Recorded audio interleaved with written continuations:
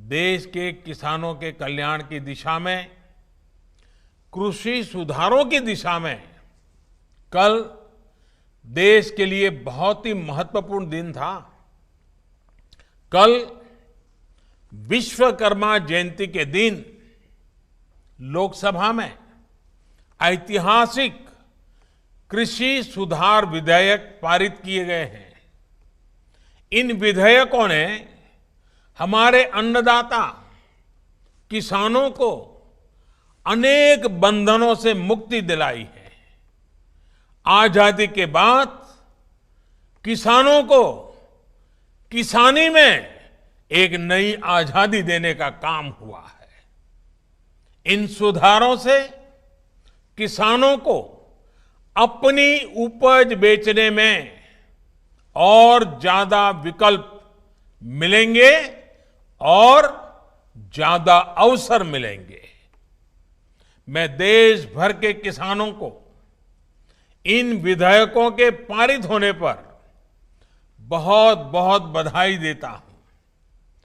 किसान और ग्राहक के बीच जो बिचौलिए होते हैं, जो किसानों की कमाई का बड़ा हिस्सा खुद ले लेते हैं, उनसे बचाने के लिए विधेयक लाए जाने बहुत आवश्यक थे।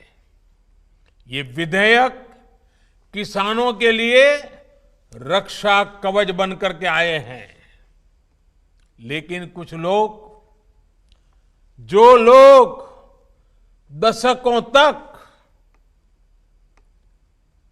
देश में शासन करते रहे हैं, सत्ता में रहे हैं, देश पर राज किया है, वो लोग किसानों को इस विषय पर भ्रमित करने की कोशिश कर रहे हैं, किसानों से झूठ बोल रहे हैं।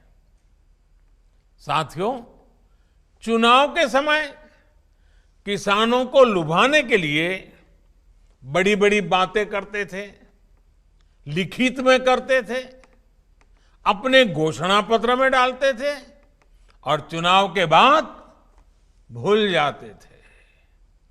और आज जब वही चीजें जो इतने दशकों तक देश में राज करने वाले लोगों के मैनिफेस्टो में है, वही चीजें भारतीय जनता पार्टी एनडीए सरकार कर रही है, किसानों को समर्पित हमारी ये सरकार कर रही है, तो ये भांति भांति के भ्रम फैला रहे हैं। जिस एपीएमसी एक्ट को लेकर अब ये लोग राजनीति कर रहे हैं, एग्रीकल्चर मार्केट के प्रावधानों में बदलाव का विरोध कर रहे हैं, उसी बदलाव की बात इन लोगों ने अपने घोषणा पत्र में भी लिखी थी। लेकिन अब जब एनडीए सरकार ने यह बदलाव कर दिया है, तो ये लोग इसका विरोध करने पर, झूठ फैलाने पर, भ्रम फैलाने पर उतर आए हैं। सिर्फ विरोध के लिए विरोध करने का ये एक के बाद एक अनेक उदाहरण सामने आ रहे हैं। लेकिन ये लोग ये भूल रहे हैं कि देश का किसान कितना जागृत है। वो ये देख रहा है कि कुछ लोगों को, किसानों को मिल रहे नए अवसर उनको पसंद नहीं आ रहे हैं। देश का किसान ये देख रहा है कि वो कौन से लोग हैं जो बिचौलियों के साथ खड़े हैं। साथियों, ये लोग एमएसपी को लेकर बड़ी बड़ी बातें करते थे, लेकिन कभी अपना वायदा पूरा नहीं किया। किसानों से किया ये वायदा अगर पूरा किसी ने किया है तो भाजपा एनडीए की वर्तमान सरकार ने पूरा किया है।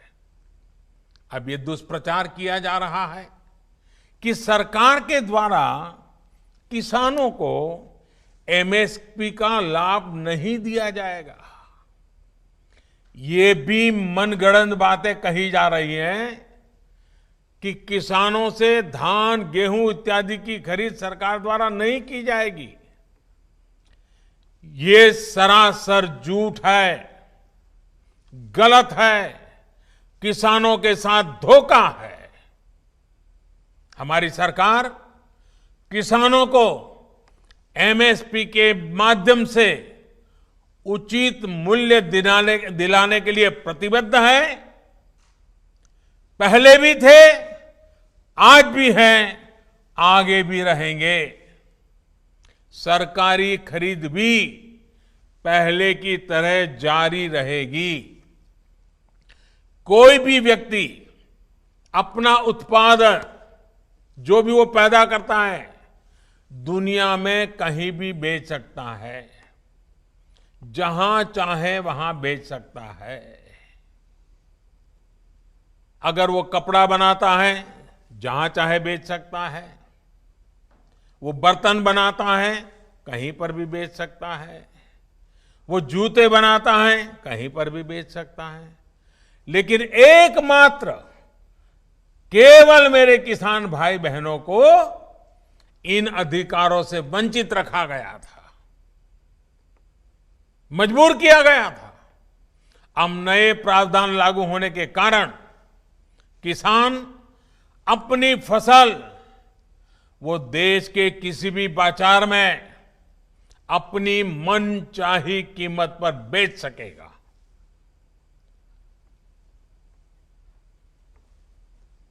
ये हमारे कोऑपरेटिव्स, कृषि उत्पादक संघ, एपीओस और बिहार में चलने वाले जीविका जैसे महिला स्वयं सहायता समूहों के लिए एक सुनहरा अवसर लेकर आया है।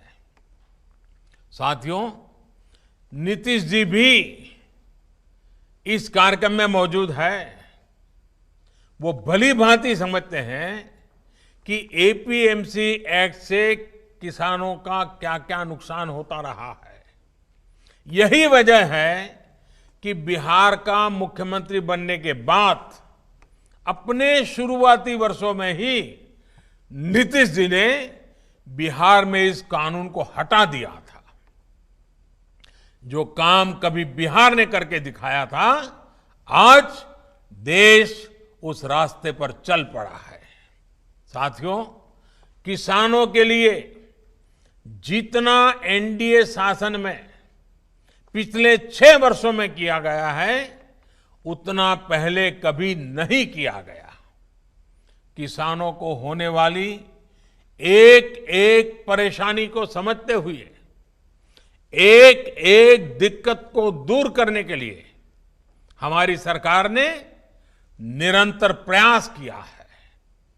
देश के किसानों को बीज खरीदने में, खाद खरीदने में, अपनी छोटी छोटी जरूरतों को पूरा करने के लिए किसी से कर्ज न लेना पड़े, इसके लिए ही प्रधानमंत्री किसान कल्याण योजना शुरू की गई थी।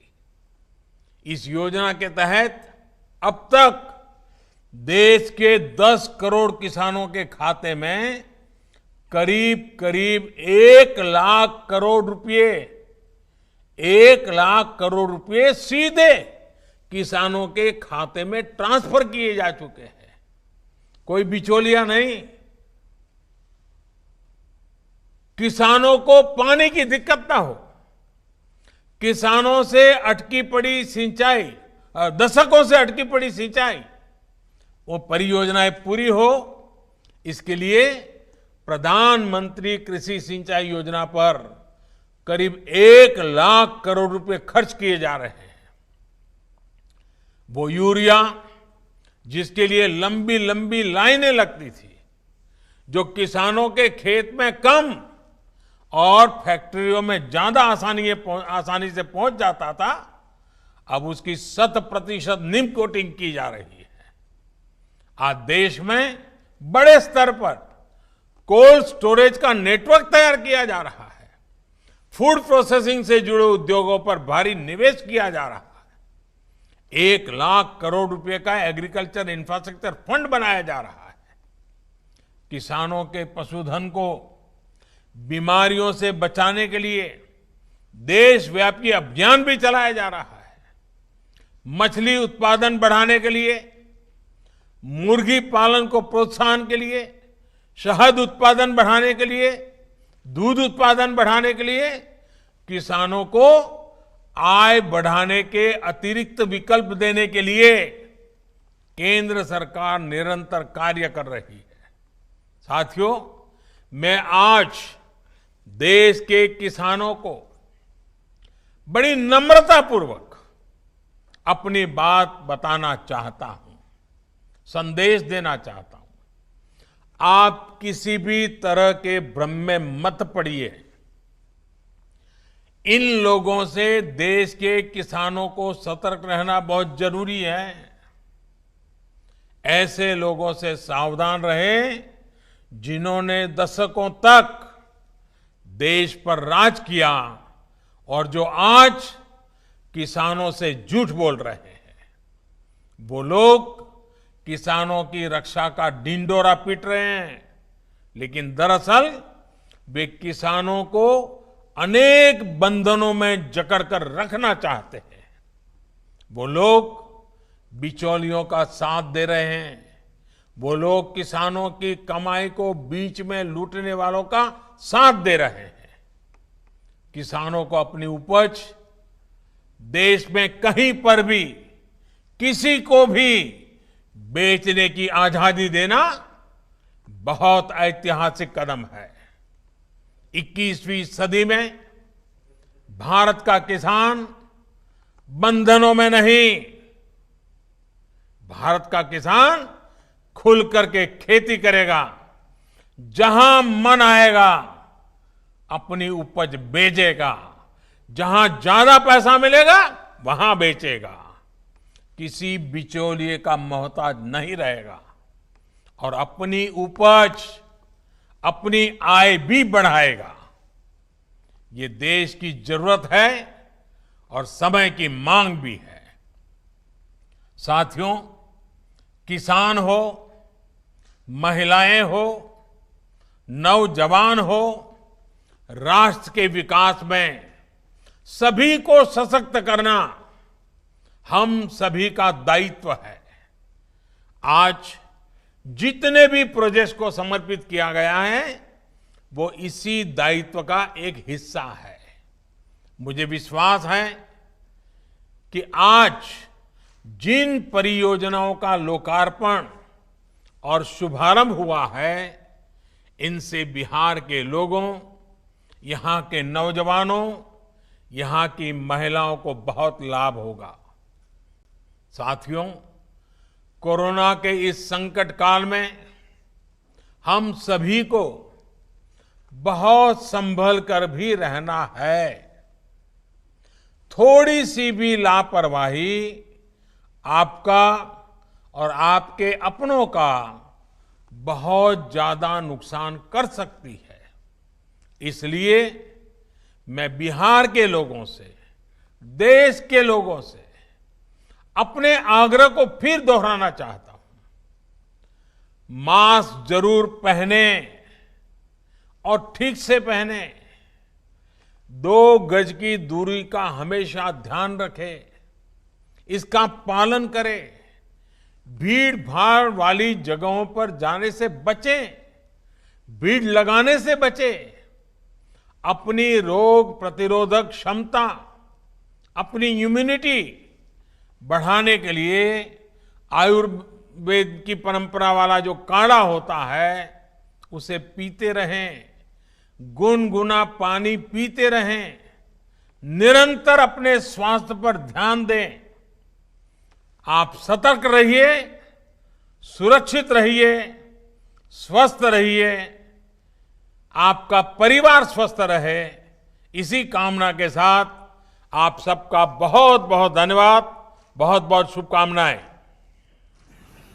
नमस्कार, मैं हूं मानक गुप्ता। अगर आपको हमारा ये वीडियो पसंद आया हो तो इसे लाइक और शेयर जरूर करें और हां, हमें सब्सक्राइब और फॉलो करना ना भूलें। ताकि आप देश और दुनिया की कोई खबर मिस ना करें। तो जुड़े रहिए हमारे साथ और देखते रहिए News 24।